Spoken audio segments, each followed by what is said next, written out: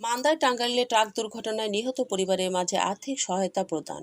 মান্দা উপজেলা প্রতিনিধি। নওগাঁর মান্দায় ঈদে বাড়ি ফেরার পথে টাঙ্গাইলে সড়ক দুর্ঘটনায় নিহত ও আহত পরিবারগুলোর মাঝে শ্রমিক কল্যাণ ফেডারেশনের পক্ষ থেকে আর্থিক সহায়তা প্রদান করা হয়েছে।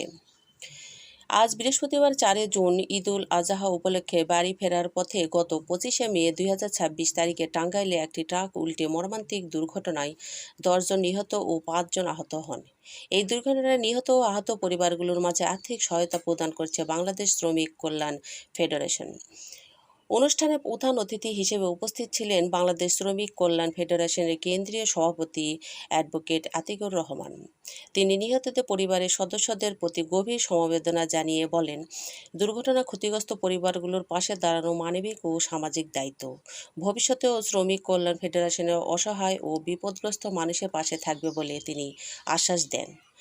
বিশেষ অতিথি হিসেবে বক্তব্য রাখেন বাংলাদেশ জামায়াতে ইসলামী নওগাঁ জেলা শাখার আমির খন্দকার মোহাম্মদ আব্দুর রাকিব এবং বাংলাদেশ শ্রমিক কল্যাণ ফেডারেশনের সহ সাধারণ সম্পাদক অধ্যক্ষ আব্দুর সবুর। তারা দুর্ঘটনায় ক্ষতিগ্রস্ত ও পরিবারের প্রতি সহমর্মিতা প্রকাশ করেন। সমাজের বিত্তবানের মানবিক সহায়তা এগিয়ে আসার জন্য আহ্বান জানান। অনুষ্ঠানে সভাপতিত্ব করেন বাংলাদেশ শ্রমিক কল্যাণ ফেডারেশন নওগাঁ জেলা শাখার সভাপতি মোহাম্মদ নাসির উদ্দিন। এ সময়ে স্থানীয় গণ্যমান্য ব্যক্তিবর্গ, শ্রমিক নেতৃবৃন্দ, সামাজিক ও রাজনৈতিক সংগঠনের নেতাকর্মী সহ নিহত ও আহতের পরিবারের সদস্যরা উপস্থিত ছিলেন।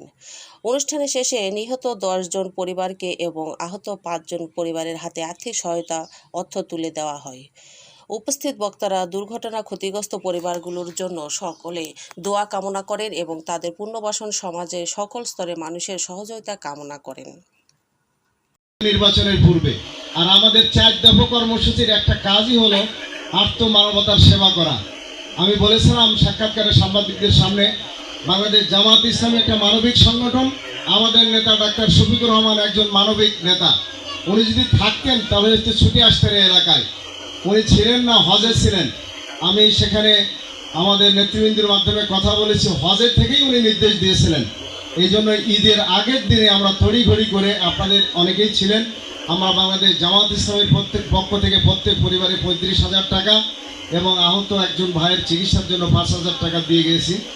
আমি ঈদের সময় ছিল, আসার সুবিধা আমরা পাইনি। আমাদের আশাটাই মূলত ছিল সান্ত্বনা দেওয়া। আমরা অনেক জায়গায় করেছি,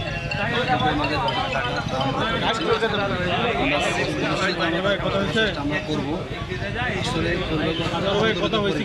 অনেক পরিবারে একদম যারা একমাত্র উপার্জনক্ষম ব্যক্তি, তিনি সেখানে করেছেন। তিনি